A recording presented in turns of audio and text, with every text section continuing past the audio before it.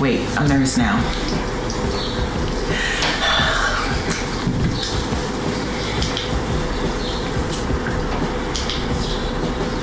Okay.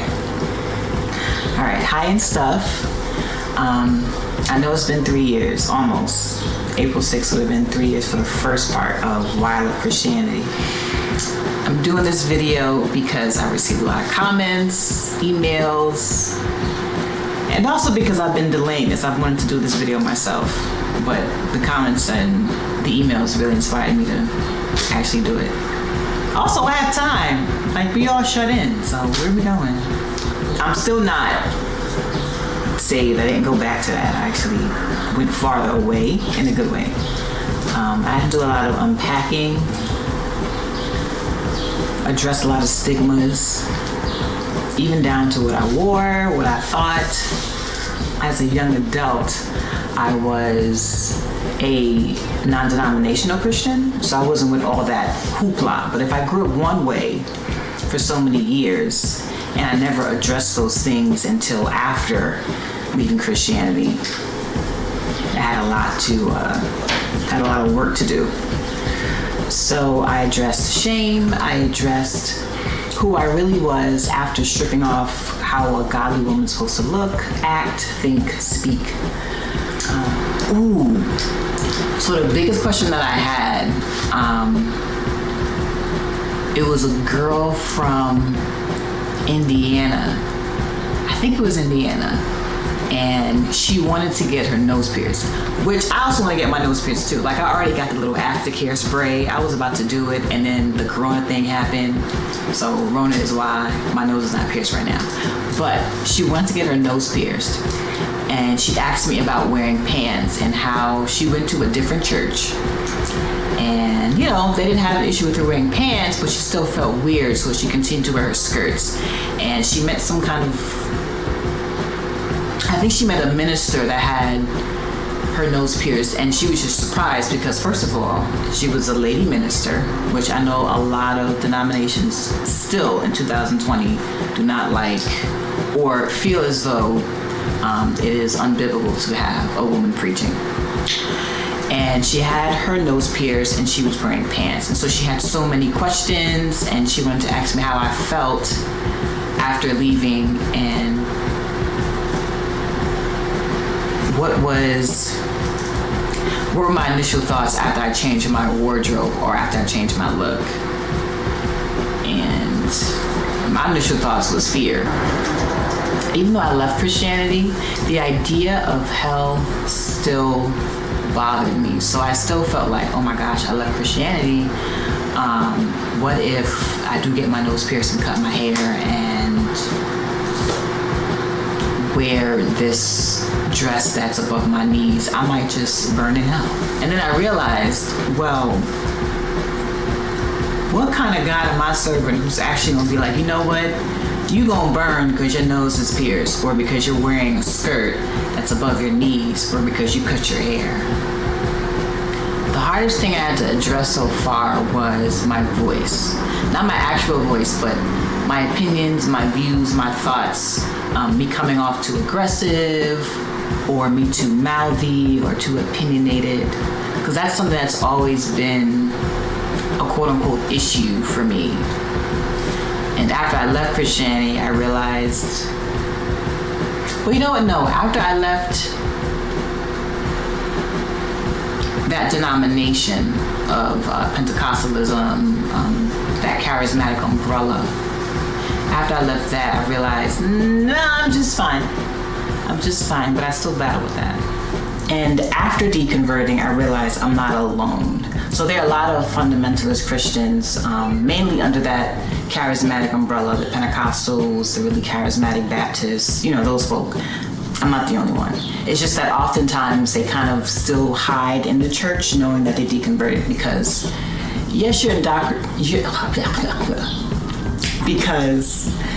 indoctrinated, but there's still that community. The advice is there, the love is there, you have memories of these people, businesses even, so it's hard to walk away. So what do? Do you walk away and then feel ostracized and alone, or do you stay? So I understand why some people still disguise themselves. But anyway, long story short, I realized I'm not alone. There is a really funny podcast called Deconversion Therapy. And there's also a Facebook group called Deconversion Therapy. It's run by Karen and Bonnie, who are also two ladies who deconverted, which till this day, when I scroll on my Facebook and I see some memes from them or from that Facebook group, I'm just like, you know what? If only I saw this sooner. Like, yes, it's funny, but then there's that sad truth, like, wow, I really believe this, or wow, I really did see this metal band as demonic, or, you know, wearing that skirt above my knee as just absolutely atrocious and just sinful. So definitely follow Deconversion Therapy. It is a private Facebook group. Don't act ridiculous and messy because you will get kicked out, but it's very funny. A lot of people share their stories and you can definitely relate to and resonate with it. So deconverting actually gave me room to be myself and be the person I'm meant to be, instead of shape-shifting to be something that's in alignment with an ancient book. It is 3 years later, and I'm still relieved that I deconverted. I'm still at peace with my decisions. There's still some examples that I deal with, or things I see, things I hear, choices I've made. I'm just like, yeah, I like it on this side. So after releasing that Luke chapter 9, verse 23 to 24, it was a whole new introduction to me. Like, damn, hello Jasmine, how you doing? It's been a while. And after I had to face the fact that killing or denying natural human desires for some guy who can't determine whether or not my heart is deceitful or he's going to give me the desires of my heart is not worth it, I was good to go. I trust myself and my instincts more. In the past, I had my gut saying one thing, but my scripturally based faith said a whole nother thing.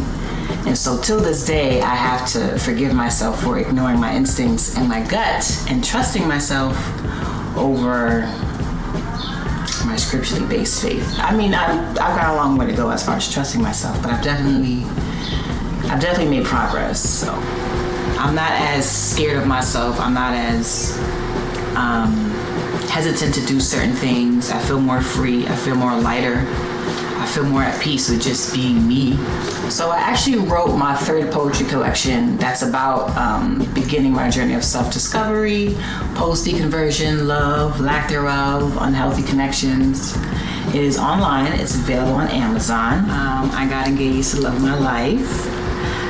We moved out of state. We moved out of New York, which honestly wasn't that hard for me because even though I grew up and was raised in Brooklyn, from Brooklyn, New York, Bed-Stuy,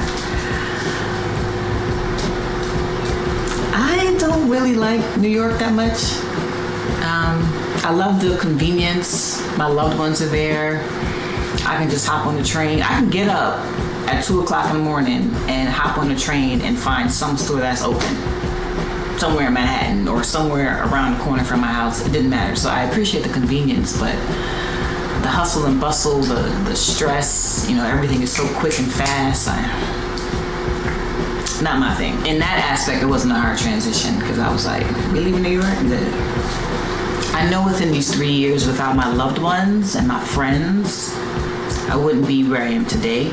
How you like your slippers? My slippers is cute. My slippers are cute. They got lint and cat hair on it, but these slippers is cute. And they're warm. Slippers is warm. Thank you to those who actually watched this video and watched the videos from before as to why I love Christianity and the update. And thank you for your comments again, your likes, your questions, your emails. If you guys want me to talk about anything else, any topics, any questions you have, just leave a comment.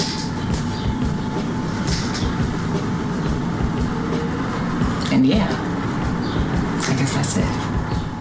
For more information about my writings and my journey, you can visit my website at www.jasminefarrell.com. or you can follow my Instagram page at Just Breathe Jasmine.